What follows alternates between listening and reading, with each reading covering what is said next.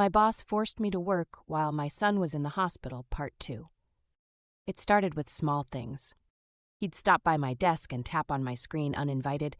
"You type slow," he said once. "That's probably why you're always the last one to leave." I wasn't.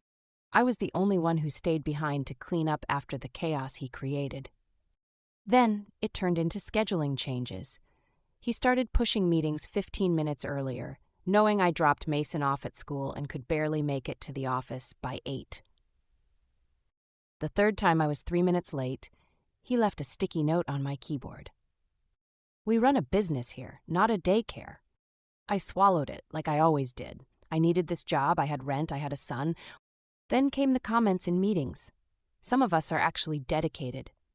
Some of us don't take advantage of flexibility. Some of us don't use their personal life as a crutch.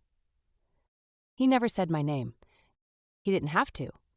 One afternoon, I was writing emails while eating lunch at my desk because I rarely took breaks, when he walked by and said, "You know, most single moms just don't have the grit for a job like this." That time I looked him straight in the eye, and I said nothing, because I couldn't afford to say something. But everything changed the day Mason got sick. It was a Thursday morning. I got a call from the school nurse right as I was parking. Mason had collapsed in gym class. Vomiting, fever of 104. She said an ambulance was already on the way. I don't even remember driving to the hospital. I just remember shaking. They admitted him right away. Tests, more tests.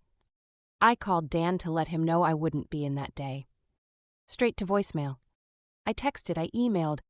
No response. At 6:17 p.m., he finally replied with one line. "Your absence today was not approved. We'll need to discuss this tomorrow."